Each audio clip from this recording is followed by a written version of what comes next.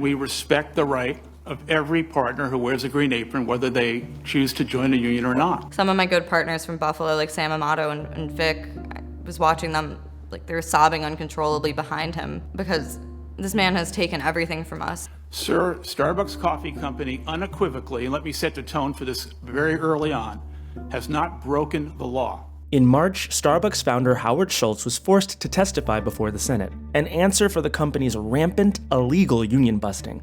After the testimony, Starbucks sought revenge, no matter how blatant or illegal. I was fired the same day 2 other pro-union partners here were fired, the same day many other pro-union partners were disciplined or fired. If you listen to Howard Schultz testifying in the Senate and how many times he name-dropped Buffalo. Buffalo, Buffalo, Buffalo, Buffalo, Buffalo, Buffalo. It's clear that he has a particular hatred for the city. We started this and he blames us for it. And I don't think it's a coincidence that 2 days after the Senate trial, he delivered all the disciplines that he did here in Buffalo. My first shift back since going to DC and watching Howard testify. I woke up early to get ready, to kind of have time to myself before my shift, when I see a text from Lexi Rizzo, the founder of this campaign, for Christ's sake. She's the person who started it all, basically. She texted the group chat and said something along the lines of, "I just got fired," or "They're serving me papers to fire me." And I just felt something in my heart sink. They changed my schedule.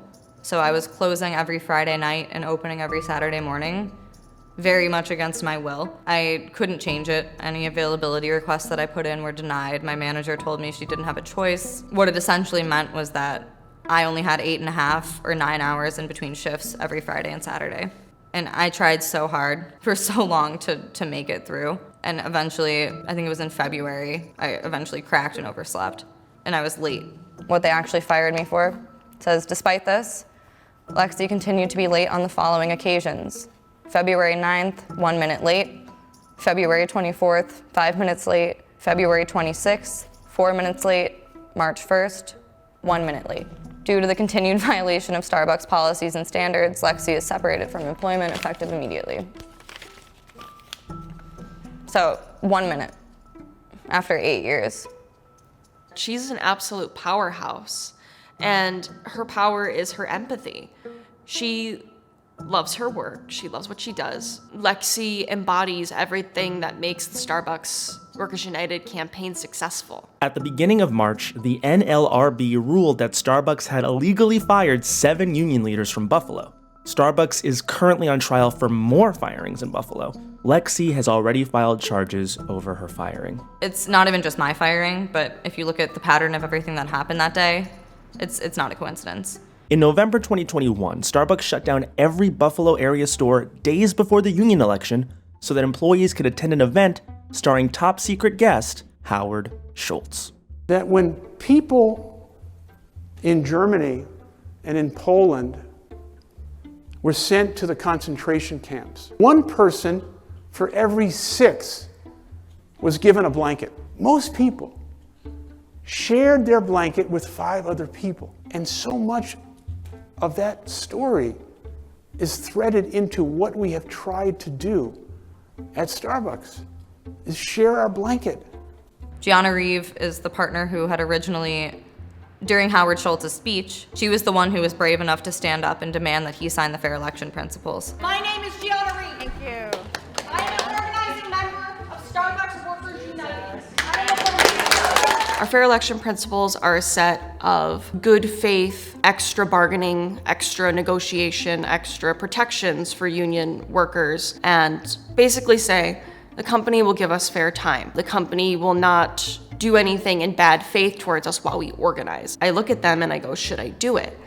And they tell me that if I stand up and do it, they'll stand up with me. Howard Schultz, please, if you care about your partners in Buffalo, please sign the fair election principles. Please, I have a He was ushered away pretty quickly, and instead I kind of had to do a dance with the highest executives in the company. Immediately after Schultz's bizarre speech, Starbucks workers in Buffalo won 2 out of 3 elections, and kept winning and winning everywhere else too. When Howard Schultz returned as CEO, the illegal firings escalated to an unprecedented level. 18 months and 200 plus firings later, Gianna decided to try again at Schultz's Senate hearing.